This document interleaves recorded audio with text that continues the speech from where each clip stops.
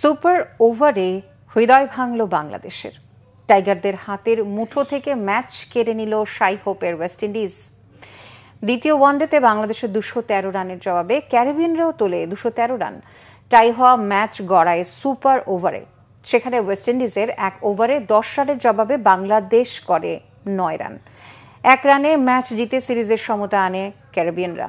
মনির হোসেন খানের desk report.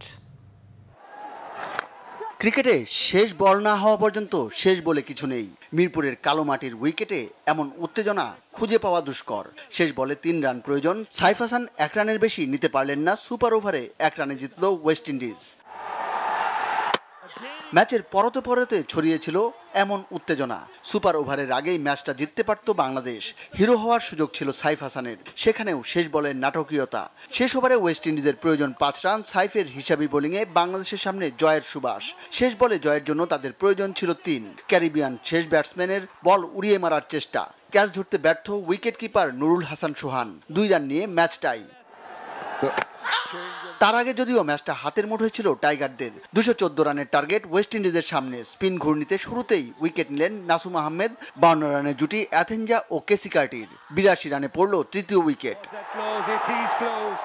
এরপর নিয়মিত ধস ক্যারিবিয়ান ইনিংসে 133 রানে একে একে সাজঘরে দলের 7 ব্যাটার। বাংলাদেশের জয় তখন সময়ের ব্যাপার। উইন্ডিজের আশার আলো হয়ে উইকেটে অধিনায়ক সেই হোপ। টেন্ডার জাস্টিন গ্রেভিসকে নিয়ে 44 রানের জুটি। রান আউটে ব্রেক থ্রু পেল বাংলাদেশ। কিন্তু হোপ একাই টানলেন দলকে, নিয়ে গেলেন জয়ের প্রান্তে। নামের পাশে তার অপরাজিত 53, কিন্তু শেষ পর্যন্ত ম্যাচটাই। ইতিহাসের অংশ অবশ্য আগেই হয়ে গেছে ক্যারিবিয়ানরা।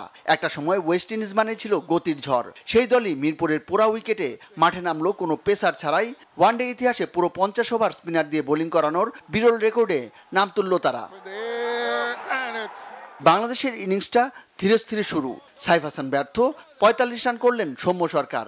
উইকেট যায় নিয়মিত, কিন্তু ঘোরে না রানের চাকা। নিজেদের পাতা ঘূর্ণিফাদে হাঁসফাঁস মিরাজ শান্তরা। মিরাজ শেষ পর্যন্ত অপরাজিত 32 রানে। তার আগে কিছুটা রানের গতি বাড়িয়েছেন নুরুল হাসান সোহান। 24 বলে তার নামের পাশে 23। বাংলাদেশকে 200 ল্যান্ডমার্ক পার করালেন রিশাদ হোসেন। এই লেগ স্পিনারের ব্যাটে তাণ্ডব। মাত্র 14 বলের ইনিংসে অপরাজিত 39 রানে। নামের পাশে 3টি করে 4-6। বাংলাদেশ করল 7 উইকেটে 213 রান। মিরপুরের কালো মাটিতে যথেষ্ট ফাইটিং স্কোর। শেষ পর্যন্ত ভুল পরিকল্পনা আর ভাগ্যের বৈরিতায় হারল বাংলাদেশ। সিরিজের শেষ ম্যাচটা হয়ে থাকলো অঘোষিত final. Monir Hossain Khan, Bangla vision sports desk.